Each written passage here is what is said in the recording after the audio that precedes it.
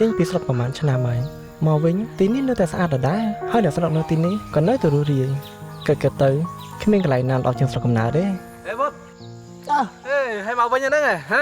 ទៅលើស្រុកគេមិនដែរណាមានអីតែឯងនៅស្រុករាល់ថ្ងៃហ្នឹងចាំមកគេថាទៅដល់ណាកុំភ្លេចស្រុកកំណើតដែរចាត់ទឹកអីដដែលអូហើយជាចឹងកាក់ស្ថានបញ្ញាអីមិនអីមានតែស្អីហេទៅកាហ្វេសិនណាចាំនិយាយគ្នាទៀតអូខេ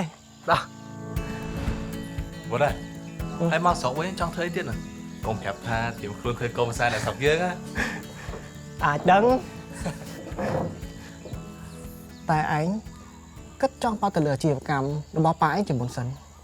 ដោយបញ្ញាឯងដឹងចឹងថាឥឡូវវិស័យកសិកម្មនៅក្នុងប្រទេសយើងកំពុងតែរីកចម្រើនអញ្ចឹងហើយឯងក៏ចង់ពីរបរលក់គ្រឿងកសិកម្មប៉ាឯងឲ្យធំជាងមុន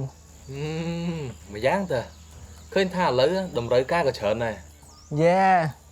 ហើយនៅស្រុកយើងឥឡូវកំពុងតែព្យាយាមវិវត្តកសិកម្មឲ្យកាន់តែប្រសើរជាងមុនដោយផ្ដោតលើការផលិតក្នុងស្រុកហើយចុងក្រោយយើងនឹងនាំទាំងអស់គ្នាហេតុតែគេរៀប business ណាគិតឡើងដូចសហគ្រិនដែរតានេះមែនតាតែឯងមានតែផែនការបញ្ហាគឺលុយអើយសម័យនេះហើយលុយវាអាចជាឧបសគ្គតែវាមិនមែនជាបញ្ហាទេចាំគ្នាណែនាំដៃគូម្នាក់ឲ្យស្គាល់ណាគេមកតាមគ្នាមកគឺធនាគារជាតិម៉ុងអូធនាគារជាតិម៉ុងហើយឯងគិតថាគ្នានេះបានលុយមកប៉ុណ្ណាមកបរិកសិដ្ឋានមកគ្នាតោះចាំគ្នានាំទៅមើលកសិដ្ឋានគ្នាអូខេតោះម៉ានឆ្នាំមុនជាកែប៉ាគ្នាឈឺកាន់តែខ្លាំងហើយគ្នាក៏ចូលមកកាន់ការងារនឹងវិញហើយក៏គិតថាចង់បរិកការងារនេះឲ្យធំតែធនធានវាអត់អំណោយផលសោះតែពេលហ្នឹងហើយគ្នាបានស្គាល់ធនាគារជាតិម៉ុងមន្ត្រីធនាគារជាតិម៉ុងគេចូលមកជួបគ្នាផ្ទាល់ដល់កន្លែងហ្មងហើយគេក៏បានបញ្យល់ពីអត្ថប្រយោជន៍និងការប្រើប្រាស់កម្ចីឲ្យចំគោលដៅហើយគេនិយាយអីខ្លះគេណែនាំប្រភេទកម្ចីដែលស័ក្តិសមទៅនឹងប្រភេទអាជីវកម្មរបស់យើងហើយគេណែនាំទៀតថាខ្ចីបែបម៉េចបានអាចចំណេញការប្រាក់បានទៀតតោះយើងទៅមុខទៀតអូខេតោះចុះបញ្ញាឯងយកកម្ចីអាជីវកម្មបែបម៉េចវិញគ្នាប្រើប្រាស់កម្ចីសម្រាប់ទុនបង្វិលកម្ចីប្រភេទហ្នឹងគឺរយៈពេលខ្លីដោយតាមវគ្គដំណាំរបស់គ្នាអញ្ចឹង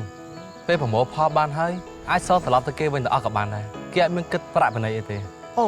ប្រើប្រាស់ឲ្យអាចបានប្រាក់បានទៀតចំណេញការប្រាក់ត្រង់ហ្នឹងហ្នឹងហើយអីដែលពិសេសការស្នើអត់មានអីពិបាកដូចយើងគិតទេតម្រូវឯកសារតិចសិក្សាតិចតួចខ្ចីបានស្រួលហ្មងតោះយើងទៅមុខទៀតទេអូខេតោះញីមែនចឹងអីតែសួរតែពីដំបូង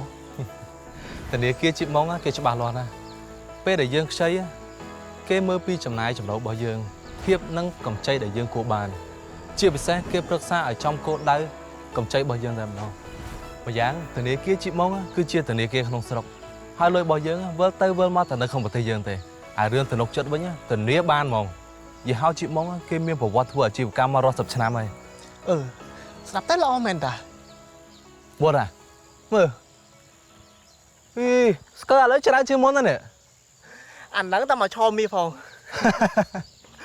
តោះឥឡូវទៅញ៉ាំបាយតែគ្នាមកអញ្ចឹងអូខេតោះ